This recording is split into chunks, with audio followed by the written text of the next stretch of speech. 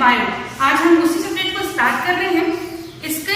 इसको स्टार्ट करने के पहले मैं आपसे कुछ जानना चाहती हूँ कि आप लोगों ने अपनी 11th की क्लासेस में साइंस पढ़ी है। साइंस में आपने सबसे इम्पोर्टेंट चीज सजीव निर्जीव ये जरूर पढ़ी है। तो सजीव निर्जीव में अंदर पढ़ते पढ़ते आपको 6 से लेकर के 11 तक के आ गए, आप उनके लक्षणों के बारे में जानते जानते आप 11 तक के आ गए। मतलब मुझे ये विश्वास है कि आपको सजीव निर्जीव के बारे में सारी जानकारी है। तो आज हम उसी में सबसे एक इम्पोर्टेंट लक्षण प्रजनन, रिप्रोडक्शन, इसी के बारे में हम अध्ययन करेंगे। तो हमारा जो फर्स्ट चैप्टर है वो है जीवों में प्रजनन यानी रिप्रोडक्शन इन ऑर्गेनिज्म। तो हम इस चैप्टर को स्टार्ट करने के पहले ये देख लें कि प्रजनन होता क्या है, यानी रिप्रोडक्शन होता क्या है। तो देखिए, इस धरती पर कई सारे जीव है, असंख्य जीव है, जिनकी हम संख्या काउंट भी नहीं कर सकते। तो इन जीवों में बहुत इतने सूक्ष्म जीव भी है जिन्हें हम अपने नग्न आंखों से देख भी नहीं पाते। तो वो जीव भी प्रजनन करते हैं। प्रजनन यानी किसी जीव द्वारा अपने समान नई संतति को उत्पन्न करना, वही कहलाता है प्रजनन। ठीक है, अब देखिए प्रजनन क्यों आवश्यक है, क्या जरूरत है अपने समान जीवों की संतति उत्पन्न करने की। तो इससे प्रजनन जो है वो इसलिए आवश्यक है कि इस धरती पर जीव की निरंतरता बनी रहती है, यानी जीव अपना अस्तित्व बनाए रखता है। भाई अगर प्रजनन नहीं होता तो आज इस धरती पर कोई जीव ही नहीं होते, क्योंकि कोई जीव अगर आया भी होता तो वो पैदा हुआ और तुरंत मर गया होता, तो उसके समान नए जीव उत्पन्न नहीं होते। तो इसके लिए क्या होता है, यहाँ पे लाइफ खत्म हो जाती है। तो हमें क्या चाहिए, प्रजनन, यानी अपने समान जीव की उत्पत्ति करने की क्षमता कहलाती है प्रजनन। अब प्रजनन जो होता है ये 2 प्रकार का होता है। इसको पढ़ने के पहले हम एक चीज देख लें कि लाइफ टाइम यानी कि लाइफ स्पैन यानी जीवन अवधि। कोई जीव जो है वो पैदा हुआ, उत्पन्न हुआ, अपनी लाइफ जीता है, उसके बाद उसकी एक नेचुरल डेथ हो जाती है। ठीक है, नेचुरल डेथ की बात कर रहे हैं हम, ये नहीं कि एक्सीडेंट से मर गया हो या कोई अदर रीजन हो, ये चीजें नहीं, उसकी एक नेचुरल डेथ होनी चाहिए। तो कोई जीव जो है वो उत्पन्न हुआ, उसके बाद उसकी नेचुरल डेथ हो गई, तो उसके बीच का जो टाइम पीरियड है वो टाइम पीरियड कहलाती है लाइफ स्पैन यानी जीवन अवधि। ये जीवन अवधि अलग अलग जीवों की अलग अलग होती है। जैसे हम बात करें मानव की, तो मानव की औसत आयु जो होती है वो 60 से 70 वर्ष मानी गई है। इसी टाइप से जो बरगद का पेड़ होता है उसकी 200 वर्ष मानी गई है, जो कछुआ होता है उसकी 400 वर्ष होती है, जो मक्खियां होती है उसकी 1 या 2 दिन होती है। तो ये अलग अलग चीज जो होते हैं उनकी लाइफ अवधि या जीवन अवधि जो होती है वो अलग अलग होती है। अब हम देखते हैं कि जो जनन होता है या प्रजनन वो कितने प्रकार का होता है। तो जो प्रजनन होता है वो 2 प्रकार का होता है, लैंगिक अलैंगिक प्रजनन और लैंगिक प्रजनन।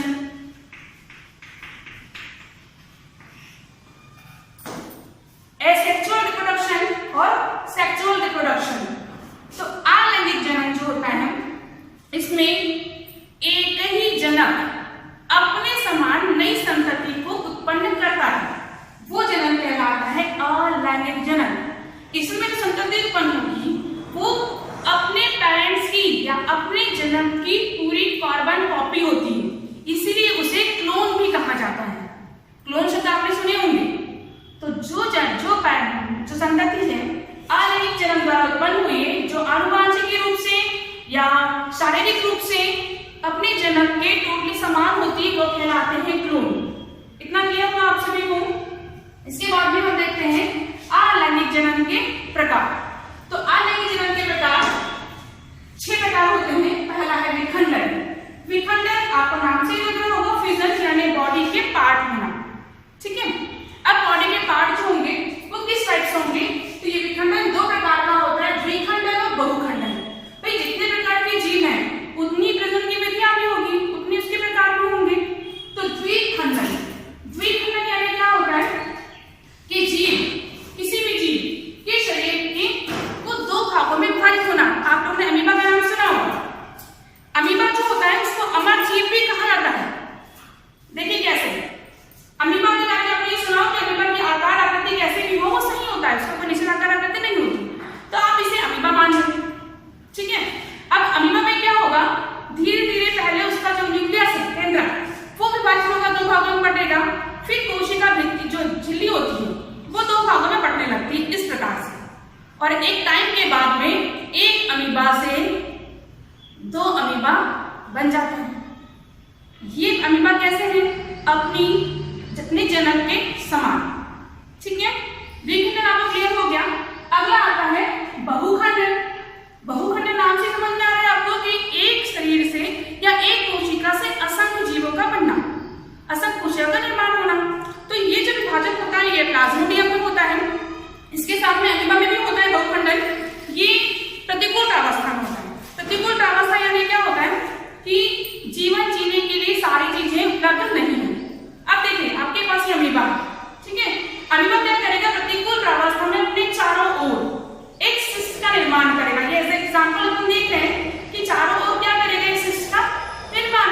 ये एक सिस्ट है ताकि वो सर्वाइव कर पाए, लेकिन जैसे ही अनुकूल कंडीशन आएगी उसके जीवन जीने की, तो ये सिस्ट जो होगा वो सिस्ट फट जाता है और उससे कई सारी कोशिकाएं बाहर निकल जाती हैं। ये देखिए आप देख सकते हैं कई सारी कोशिकाएं बाहर निकल रही हैं और प्रत्येक कोशिका से एक नया अमीबा का निर्माण होता है। अगला प्रकार है आलयन में, अगला प्रकार है मुकुलन। मुकुलन यानी बडिंग। बडिंग यानी क्या होता है कि किसी भी कोशिका से अतिरिक्त वृद्धि निकलती है। जैसे ये ईस्ट है, मान लीजिए ईस्ट आपने देखा होगा ब्रेड वगैरह में डलती है, डेयरी में बहुत ज्यादा उपयोग होता है इसका। इसी प्रकार हाइड्रा, हाइड्रा में भी बडिंग के द्वारा या मुकुलन के द्वारा जनन होता है। देखिए हम हाइड्रा बनाते हैं, हमें सिंपल सा ये आपका हाइड्रा हो गया, ठीक है।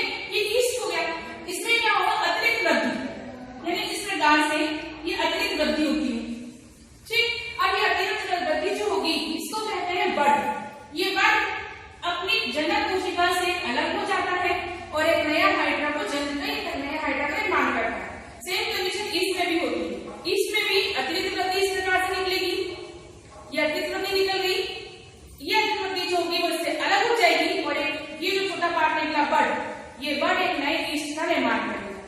ये कहलाता है मुकुलन। अगला है खंडन। खंडन यानी बॉडी के टुकड़े होना, यानी अचानक से ऐसी कंडीशन आ जाए जब कोशिका टूट जाए। जब कोशिका टूट जाती है इसे स्पाइरल वायरस, स्पाइरल वायरस जो होता है वो इस प्रकार से संरचना होती है।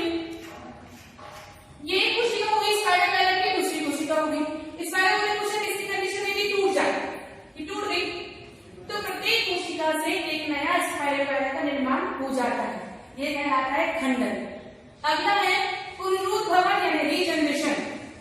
हमारे नेचर में कुछ चीजें ऐसी हैं जो कुछ डिफरेंट होती है। जैसे छिपकली आपने सुना होगा, छिपकली की पूंछ कट जाए तो नई पूंछ आती है, सुना है, देखा भी होगा। ऐसे ही कुछ जीवों में क्षमता होती है जो अपने हर एक, अगर उसके कई सारे बॉडी पार्ट कर दिए जाए तो हर एक बॉडी पार्ट से एक नया जीव बन जाता है। जैसे हाइड्रा, और यही जीव पाएगी प्लेन एरिया में भी।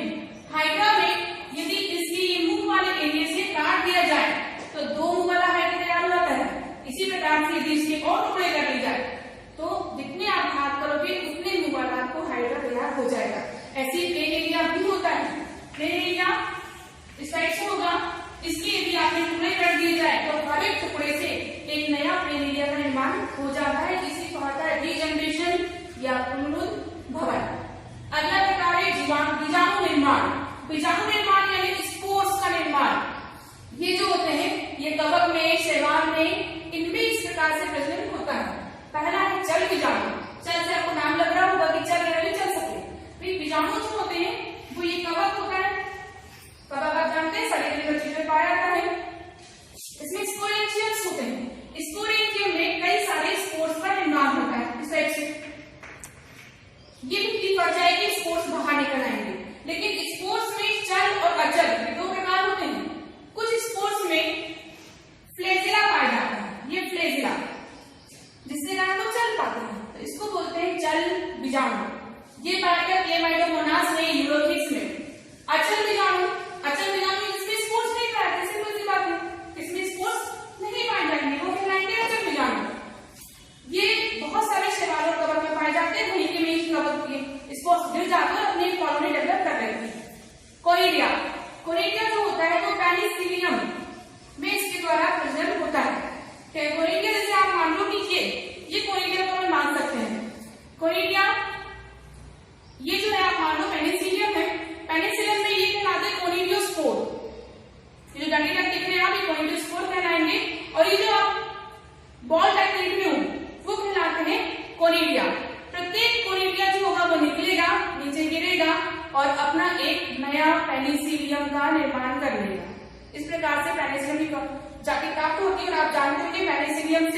फ्लेमिंग ने पेनिसिलिन का निर्माण किया, जो एंटीबायोटिक के रूप में हम यूज करते हैं। अगला है ओइडिया। ओइडिया जो होता है वो कुछ कवक में पाया जाता है, कुछ कवक में इसके द्वारा जन्म होता है।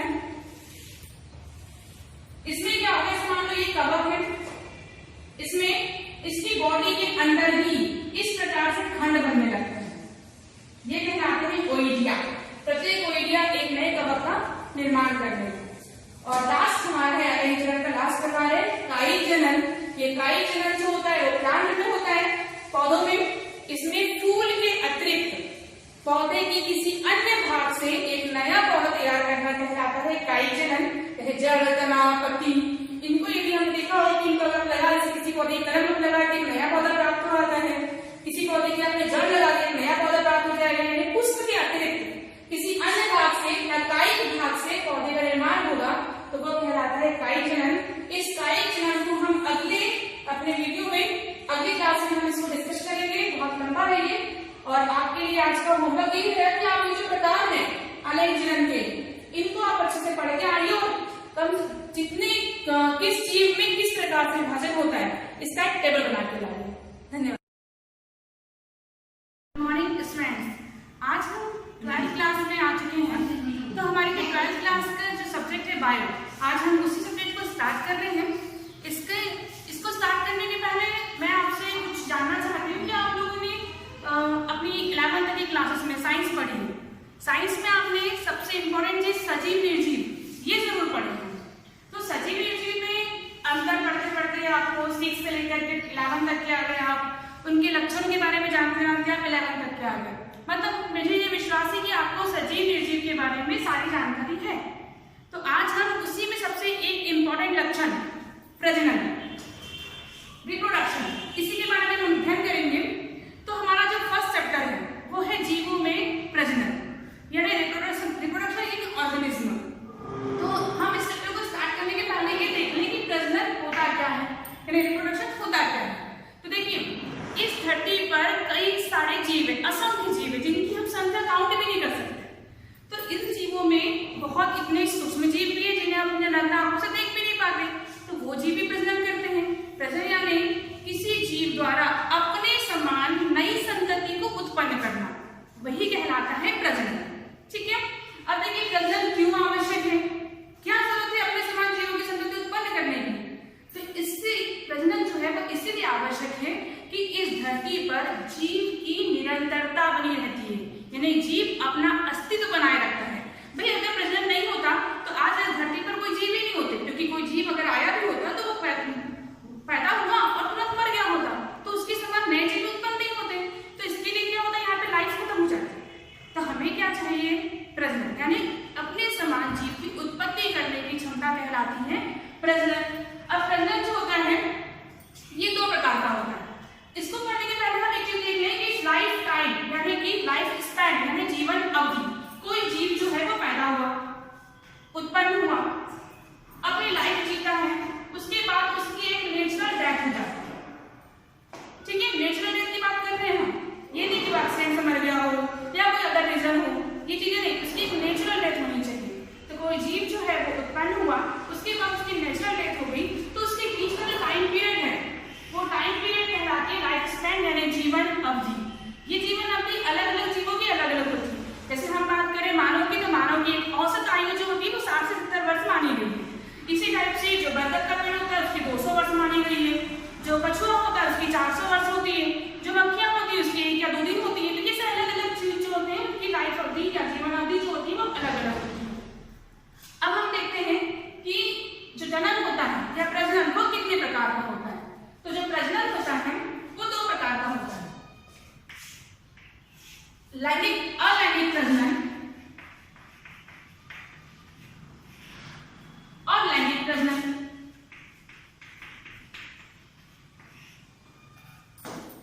एसेक्सुअल रिप्रोडक्शन और सेक्सुअल रिप्रोडक्शन।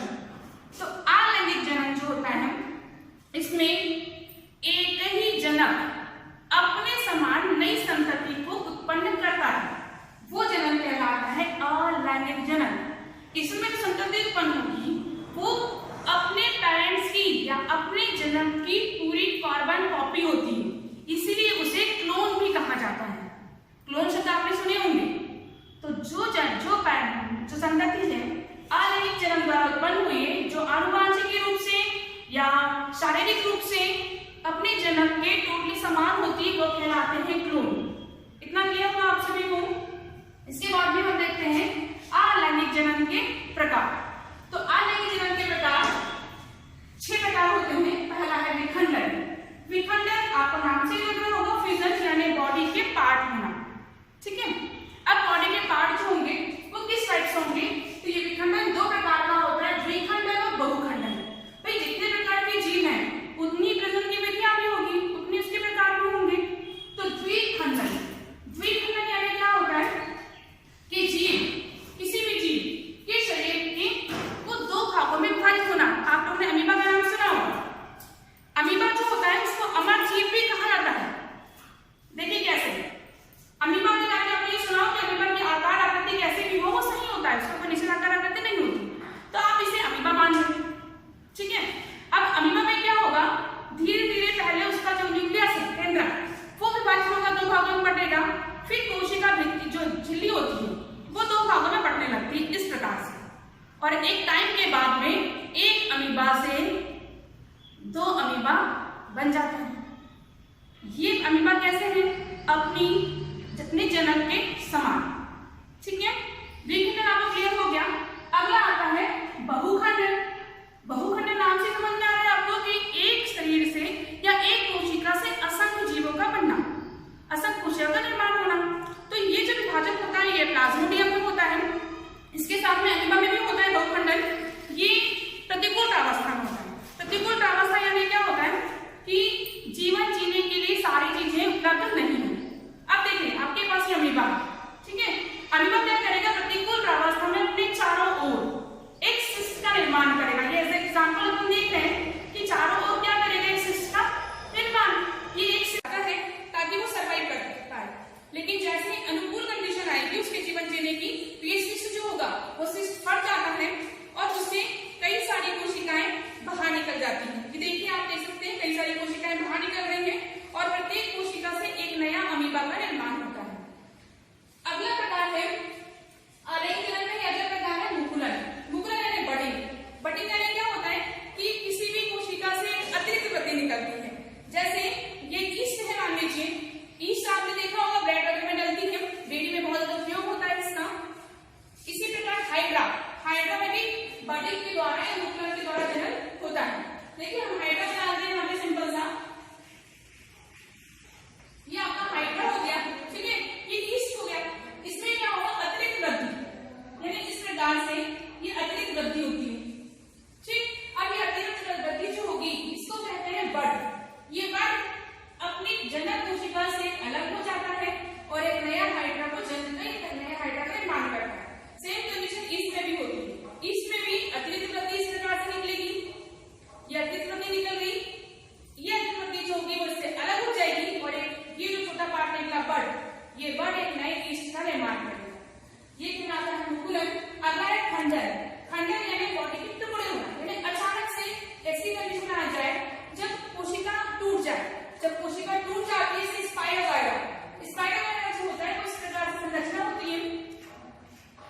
ये एक कोशिका होगी स्पाइरल वायरा की, दूसरी कोशिका होगी स्पाइरल वायरा। कोशिका किसी कंडीशन में भी टूट जाए, ये टूट गई तो प्रत्येक कोशिका से एक नया स्पाइरल वायरा का निर्माण हो जाता है, ये कहलाता है खंडन। अगला है पुनरुद्भवन यानी रीजनरेशन। हमारे नेचर में कुछ चीजें ऐसी हैं जो कुछ डिफरेंट होती है। जैसे छिपकली आपने सुना होगा, छिपकली की पूंछ कट जाए तो नई पूंछ आ जाती है, सुना है, देखा भी होगा। ऐसे ही कुछ जीवों में क्षमता होती है जो अपने हर एक, अगर उसके कई सारे बॉडी पार्ट कर दिए जाए तो हर एक बॉडी पार्ट से एक नया जीव बन जाता है। जैसे हाइड्रा, और यही चीज पाएगी प्लेन एरिया में भी। हाइड्रा में यदि इसकी मुंह वाले एरिया से काट दिया जाए तो 2 मुंह वाला हाइड्रा तैयार हो जाता है। इसी प्रकार से यदि इसके और टुकड़े कर लिए जाए तो जितने आप हाथ करोगे उतने मुंह वाला आपको हाइड्रा तैयार हो जाएगा।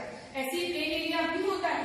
प्लेन एरिया इस टाइप से होगा, इसके यदि आपने टुकड़े कर दिए जाए तो हर एक टुकड़े से एक नया प्लेन एरिया का निर्माण हो जाता है। इसी को कहता है रीजनरेशन या पुनरुद्भवन। अगला प्रकार है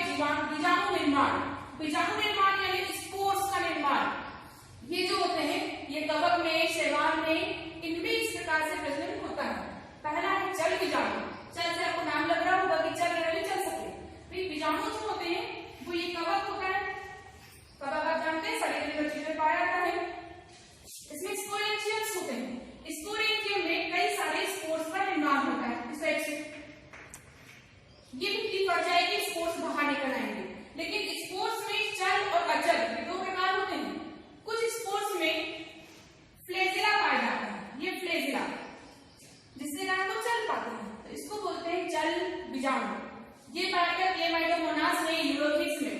अचल बीजाणु, अचल बीजाणु इसमें स्पोर्स नहीं पाए, सिंपल सी बात है, इसमें स्पोर्स नहीं पाए जाएंगे, वो कहलाएंगे अचल बीजाणु।